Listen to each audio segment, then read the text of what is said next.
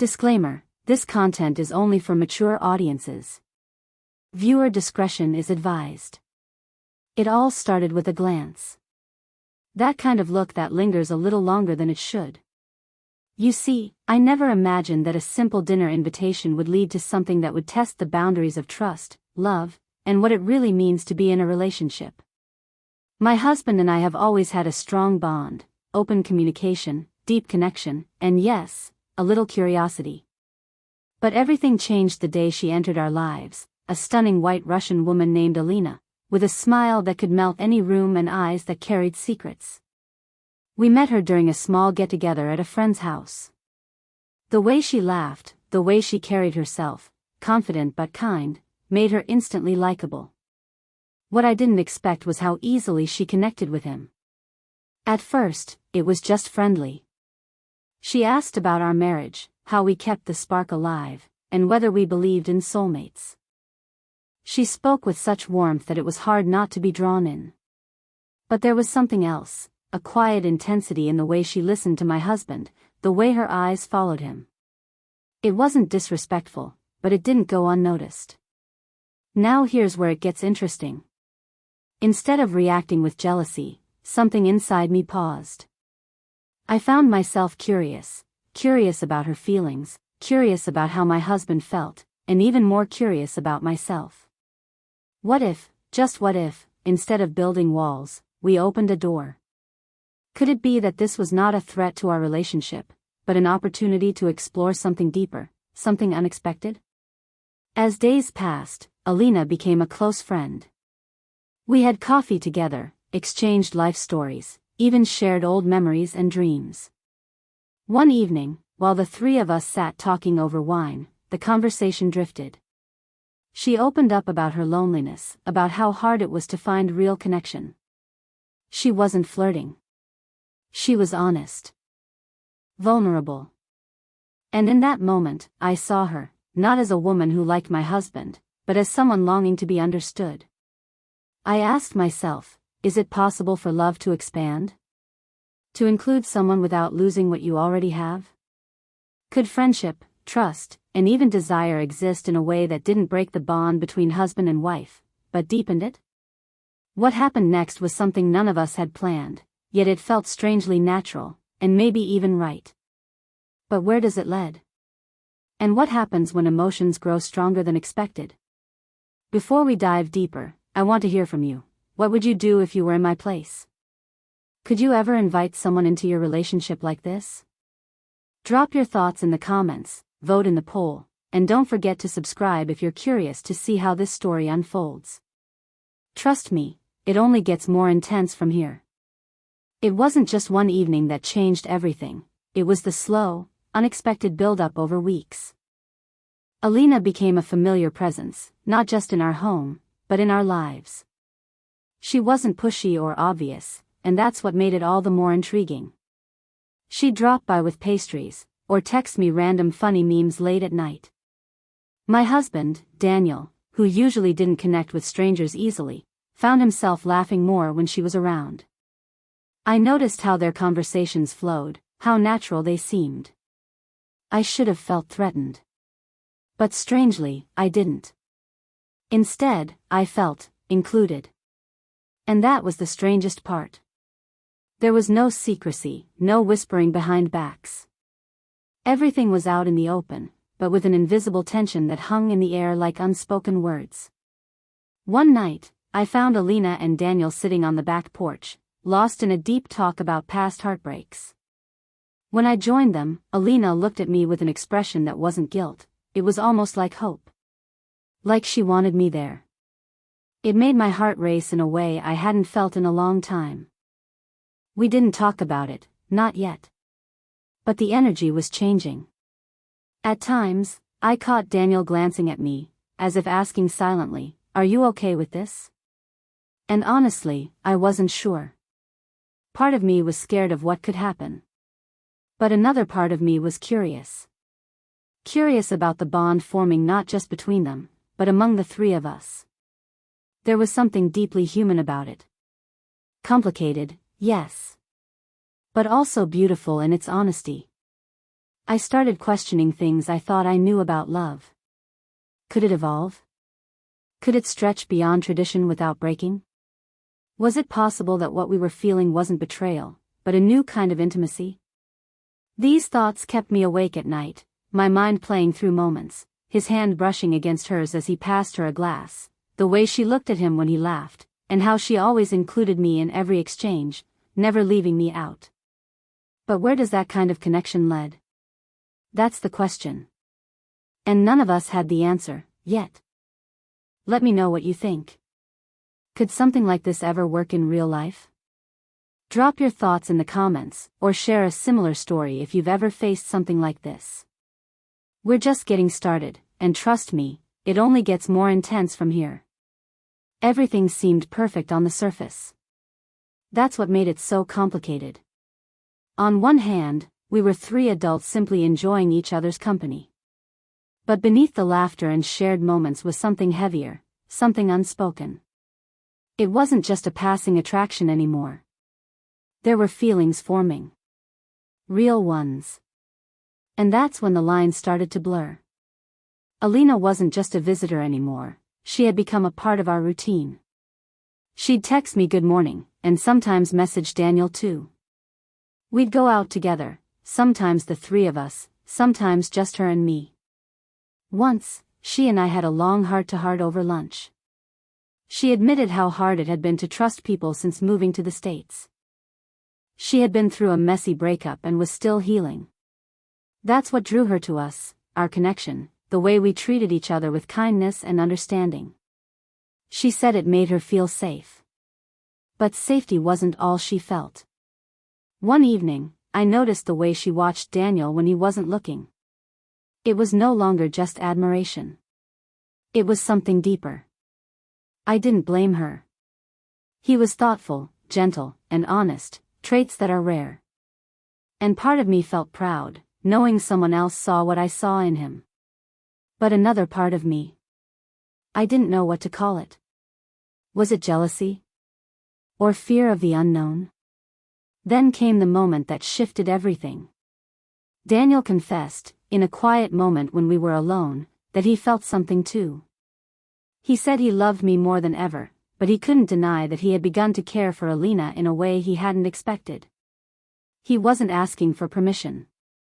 He was just being honest. And I respected that. But it still left me breathless. What do you do when your heart starts opening in directions you never planned for? When emotions don't follow rules? I started asking myself hard questions. Was I losing something, or gaining something new? What if love wasn't about choosing one person over another, but about creating something more honest, more real? But even thinking that felt risky. Society has its own rules. Would we be judged? Misunderstood? And what about Alina? Did she really want something deeper, or was she just craving affection during a lonely chapter of her life? There was one night where the three of us were out by the lake, just watching the stars in silence. It felt peaceful, but also loaded. Alina leaned against me, and I could feel Daniel's hand brush mine. For a few seconds, everything felt still, like we were on the edge of something huge, but no one wanted to take the first step. I want to know what you think. Should love be limited to what we've always known? Can real connection exist between three people without breaking everything? Leave a comment below with your thoughts. Do you think Daniel is crossing a line, or is he just being human? And what would you do if you were in my place? The silence after that night by the lake didn't last long. Something had shifted, and we all felt it. The air between us now carried a weight we couldn't ignore. Conversations became slower, more deliberate. Every gesture meant something. A glance could feel like a question. A touch could linger just a second too long. None of us said it out loud, but it was clear. We were nearing a moment we couldn't undo. Alina stopped by one evening unannounced. She had that nervous smile I'd come to recognize, the one she wore when her heart was full but her mind was unsure. She brought a bottle of red wine and a playlist she said reminded her of us. Not just me. Not just Daniel, Us. We sat close, but none of us seemed fully relaxed. The tension wasn't awkward, it was electric. Like the calm before a storm. I noticed the way Daniel looked at her when she laughed. I noticed how she kept reaching out to touch my hand during conversations, almost like she was silently asking if she still belonged in our space. There was a comfort there, but also a growing sense of urgency, like we were running out of time to keep things just the way they are. Later that night, we found ourselves sitting on the floor by the fireplace. The flicker of the flames danced across the walls. No one was talking anymore. We just sat. The kind of silence where emotions speak louder than words. Daniel poured the last of the wine, his fingers brushing mine. Alina's eyes followed that movement, her breath catching just slightly. It wasn't just a pause. It was a pull, something magnetic between all of us. And then, the question came. Not spoken with words, but in the way Alina looked at both of us. The way her hands slipped into mine, the way Daniel moved just a little closer. It wasn't about who wanted what anymore. It was about what we were already becoming, a new kind of connection none of us knew how to name. And yet, just as it felt like the moment would break open, something held us back. What would happen if we gave in? What would it mean for our marriage, for our friendship, for our hearts? What would you do if you were us? Leave your thoughts in the comments, the next part will take you right into the moment where everything changes. Just when I thought we were quietly inching toward a decision, towards something unspoken finally becoming real, everything took an unexpected turn. The next morning, Alina didn't text. No morning meme, no casual, coffee, ping. It was strange. I told myself not to read too much into it. Maybe she was just tired. Maybe she needed space. But the day stretched on with silence that felt heavier than usual. I tried to distract myself, but my thoughts kept circling. When Daniel came home from work, he noticed right away. "Did you hear from her today?" he asked. The way he asked made something tighten in my chest. 2 days passed. Then 3. No messages. No visits. Nothing. Then I got a message, but not from her. It was from her landlord. Alina had moved out. Left the apartment suddenly, gave no forwarding address. Left only a note behind, addressed to me. Not both of us. Just me. My hands shook as I opened it. She wrote about how she'd started feeling something too deep, too complicated. That it wasn't just about Daniel, it was about me. That somewhere in all of this, she'd fallen for both of us, but couldn't bear the thought of coming between us. That being near us felt like home, but also like standing on the edge of something dangerous. She said she needed time. That maybe, loving 2 people at once was too much for her to carry alone. The note ended with, "Maybe love isn't always meant to be shared. But you'll always be the what if I'll never forget." I stared at that last line for what felt like hours. Daniel sat beside me in silence. I could feel his confusion, his concern, but also something else. Something that hurt more than either of us expected. We had both cared for her. Deeply. And suddenly, she was just gone. But the twist didn't end there. That night, I noticed Daniel acting distant. Not cold, just distracted. Then he admitted something I wasn't ready for. "She told me she loved you more than me," he said softly. "She said it the night by the lake when you weren't listening." I froze. The whole time, I thought it was him she was slowly falling for. I never imagined I was the center of her storm. Suddenly, everything made sense.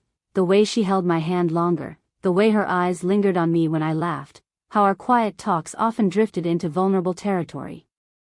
She had loved me. And I never saw it coming. But now that she was gone, what were we supposed to do with everything left behind? The feelings, the unfinished connection, the questions we never dared to ask. Let me ask you, if someone disappeared with your heart halfway in their hands, what would you do?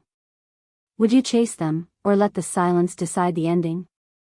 Comment your thoughts below. Do you think she'll come back? Or was this goodbye the real climax?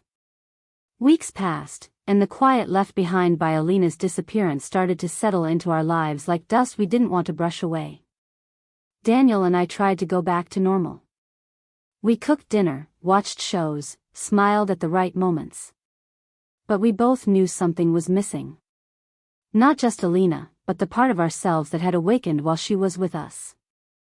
The part that made us question everything we thought we knew about love, loyalty, and connection. Then one rainy afternoon, I opened the front door and froze. She was standing there. Soaked, shivering, but unmistakably her, Alina. Her eyes met mine, and everything came rushing back. She whispered, "I didn't know where else to go." I pulled her inside without a word, and Daniel, hearing the door, stepped out from the kitchen. For a few moments, no one spoke. She explained everything. She had gone back to her hometown in Russia to clear her head, to decide whether she was willing to live a life where her heart didn't follow tradition. She said leaving was the hardest thing she'd ever done, but being away made it worse. She couldn't forget the way we made her feel, safe, seen, loved. She came back not with demands or expectations, but with honesty. "I still love you," she said, looking at me first. "And you," turning to Daniel. "But I'll leave again if it's too much." Daniel stepped forward, placed a hand gently on her shoulder, then looked at me. "It's never been too much. It's just been real." We talked that night for hours. No assumptions, no pressure. Just truth. And for the first time, we all admitted it, this wasn't just a passing phase. It was a connection that defied the usual story. But just as we sat in that quiet agreement, as we began imagining what life might look like with three hearts learning to beat together, the doorbell rang again. I opened it to find a man holding a small envelope. "This was left for Alina in Moscow," he said. "She told me to bring it if she didn't come back." Inside the envelope was a letter, from her ex. The one she'd never fully talked about. And a line that hit like thunder: "If you've read this, you've chosen them. But if you haven't told them what we did, maybe you're not ready after all." Alina's face went pale. What did it mean? And what secret was still buried? Let me know in the comments, what do you think her past is hiding? Alina stood frozen at the doorway, the letter trembling in her hand. Daniel and I exchanged a quick glance, our thoughts racing faster than we could speak. She didn't say anything right away. Her eyes scanned the words on the page again, and then again, like she was trying to rewrite them in her mind. Finally, she stepped inside, closed the door softly behind her, and sat down on the edge of the couch. "There's something I never told you," she began, her voice barely above a whisper. She explained how before she met us, she had been in a relationship back in Moscow that was more complicated than she ever admitted. Her ex wasn't just someone she loved once, he had been manipulative, emotionally controlling, and refused to let her move on. The letter was his final attempt to pull her back in, using guilt, secrets, and the weight of her past against her. She told us about a moment of weakness, one night, when she tried to find closure with him before leaving Russia, and how much shame she carried for not telling us sooner. We listened. No judgment. Just silence, then support. Daniel reached out first, his hand finding hers. I sat beside her and said the words that had been in my heart since she came back: "None of us are perfect. But we're here. Now. That's what matters." That night didn't end with grand promises or dramatic choices. It ended with the three of us sitting together on the floor, the rain tapping gently against the windows, and a quiet sense of understanding passing between us. We didn't need to label what we were anymore. We just needed to be honest, to choose each other, again and again, day by day. Alina decided to stay. Not as a visitor, not as an idea, but as a part of our story. We created our own rhythm, me, Daniel, and Alina. Our bond wasn't about breaking rules. It was about rewriting them in a way that felt true to us. Real love, we learned, doesn't always look the way people expect. Sometimes, it's messy, layered, and surprising. But when it's honest, it's worth everything. So tell me, how did this story make you feel? Could a connection like ours exist in real life? Would you like to see a sequel? What happens next in this unconventional love story? Drop your thoughts in the comments. Your voice is part of this journey too.